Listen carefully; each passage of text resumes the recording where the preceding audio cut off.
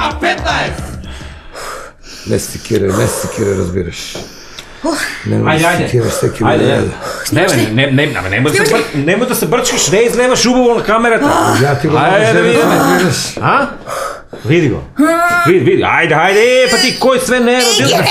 Чекай, що се написаш? Фани ми и мене една стена. Айде, доктор, чекай. Не се бърчкай, бъл фотошоп. Така. Абе, не рикай колко била тук, слушай, че го изключва. Слушай, иж да не секираш, че родиш убаво пъти, кой све не е мърдено. Докторе, молим ти се, едно убаво дете да ми извадеш, да го направиш, така. На кой му се молиш ти знаеш кой професионалец съм, аз разбирам. Не сега каква кукла имаш тук от невеста, вие кой знае колко време сте го правили дето, а? Шо? Шо ти личен бе, аз съм земеделец бе, докторе. Кай имам аз време, аз съм цел ден на нивата бе. Еднашка само, легнавам, извъргалиме се и толкова. И право на нивата от място. Шо мислиш ти? Аз казвам, некой тук, не знам, цел ден се кецат, не може деца да направят.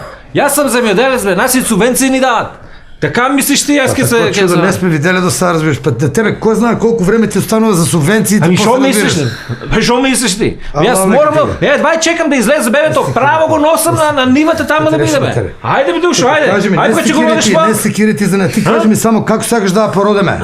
Како професионалът, ако сагаш от царски рез да ти остане невина, разбираш. Не бе, не, на царица нищо не е, не ли ме разбираш?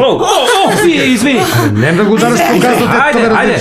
Айде. Гледай некой баба да личен, на мене да личен на некой. Айде, дай напод, ти полека там отвори. Какво ще види? Чекай, не, чекай. Чекам. Охо, леле. Ой, паднал, носи го там. Извади го вонка.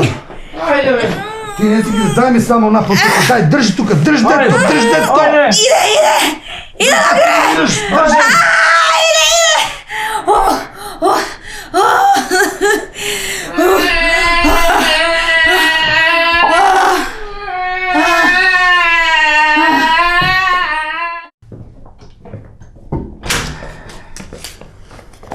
Честито син, разбираш. Гледай си я невестичката по-убава и по-свежа, него шо беше, разбираш. Невесто? Арна ли си? Ара съм супер. Да видиш какво бебе извадих. 4500 цела пупа, толкова така. Разчапатих се. На кого личе? На един от Колешино. Не го знаеш. Семенски материал субвенции у Колешино дават. Алал вера, разбираш. К15!